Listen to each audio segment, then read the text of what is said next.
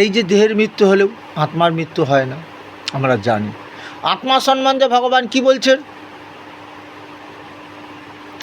নৈনং ছিদ্যন্তি শস্ত্রাণি নৈনং দহতি পাবক ন চৈনং ক্লেদন্তপন শোষয়তি মারুত। আত্মা আগুনে পড়ে না, জলে ভেজে না, বাতাস শোকাতে পারে না। ন জায়তে ম্রিয়তে কদাচিন নায়ং ভূত্তা ভবিতা না ভুয়ো অজ নিত্য শাশ্বতয়ং পুরাণ ন হন্যতে হন্যমানের শরীরে। আত্মার বিনাশ হয়ে কোনো দিন হবে না, শরীরে বিনাশ হবে। আত্মা অনেক পুরাতন, আত্মা অনেক পুরাতন হলেও ওর রূপ কোনো পরিবর্তন হবে না, একই থাকবে। এটা পুরাতন বলতে আমরা 84 লক্ষ জনি ভ্রমণ করেছি, নবলক্ষবার কৃমি কীটাদিকুলে জন্ম নিয়েছি, নবলক্ষবার বৃক্ষকুলে জন্ম নিয়েছি, পশুকুলে জন্ম নিয়েছি। এইভাবে আমরা শেষ জন্ম হয়তো গাভীকুলে জন্ম নিয়ে পর আমাদের মনুষ্যকুলে জন্ম হয়। তা আমাদের একটাই ভগবানের একমাত্র আমাদেরকে জানাচ্ছে ভগবান 84 লক্ষ জন ভ্রমণ করেছো, দেখেছো কত কষ্ট পেয়েছো, কাম ক্রোধ লোভকে দমন করতে পারেনি তো। দেখেছো দুটো মেশলা, দুটো গাভী পরপর বাঁধা আছে, একটা গাভী তার মশলাটায় না খেয়েও অপর গাভীর মশলাটাই খাবে। কেন? ওকে মনে হয় গৃহস্থ ভালো কিছু দিয়েছে, এটাই ওর হিংসা। এখানে কাম জয় করতে পারলো না, হয়তো ঘুঁতেও করছে, আমি খাবো তোকে খেতে দেবো না। এটা পারুনি পশুকুলে জন্ম নিয়ে, কিন্তু আজ মনুষ্যকুলে জন্ম নিয়েছ। তাহলে এখন তুমি কাম ক্রোধ লোভকে জয় করতে পারবে? এবং কাম ক্রোধ লোভকে জয় করলে কি হবে? আমি বলেছি ত্রিবিধং নরক সেদ্ধং দ্বারং নাশনমাত্মনম কাম ক্রোধ সদা লোভস্তে স্মাদি তত্রং তেজ। মানুষের পরম শত্রু কাম ক্রোধ লোভ, এই তিনটেকে আগে ত্যাগ করতে হবে, এদের দেহ থেকে বার করে দিতে হবে।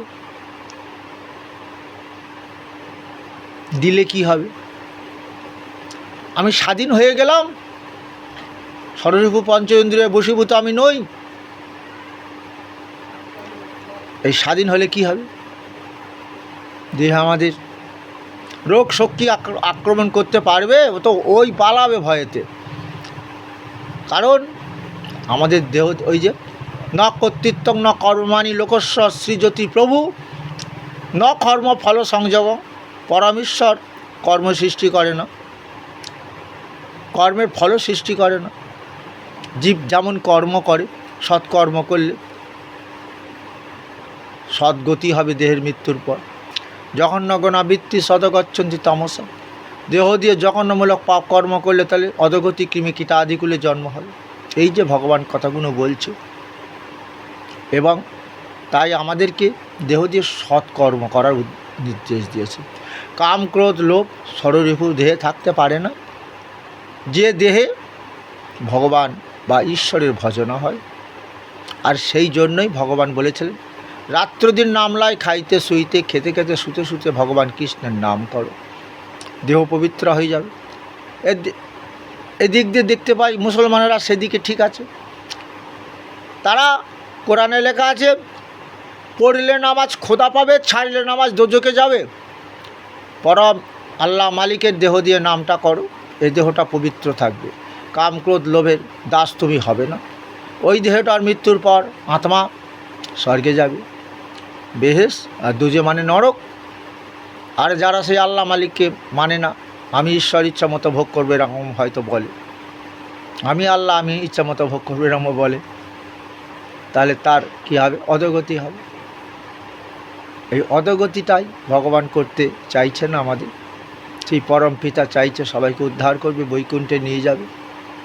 আবার একটা কলিযুগের আছে পশু পাখি কীটাদি বলিতে না পারে, শুনিলেই কৃষ্ণ নাম, তারাও পাপমুক্ত হবে। তাহলে কলিযুগে কোনো মানুষ যদি হরিনাম সংকীর্তন শ্রবণ করে এবং কণ্ঠ দিয়ে যদি বলে, সেও তাড়াতাড়ি পাপমুক্ত হয়ে বৈকুণ্ঠ লাভ করবে, তো নরক যন্ত্রণা ভোগ করতে হবে না। কারণ মামুপেত্তা পুনর্জন্ম দুঃখালয় মা শাস্ত্র, এটা দুঃখের আলয়। এখানে এলেই আমাদের রোগ শোক ভোগ করতেই হয়। নাপনুবন্তী মহাত্মানা সংসিদ্ধিং পরমাগত। পণ্ডিত ব্যক্তিগণ এইভাবেই তারা ভজন সাধন করে দেহের মৃত্যুর পর আত্মা বৈকুণ্ঠ লাভ করেছে। এসো। হরে কৃষ্ণ কৃষ্ণ কৃষ্ণ হরে হরে, হরে রাম রাম রাম হরে হরে।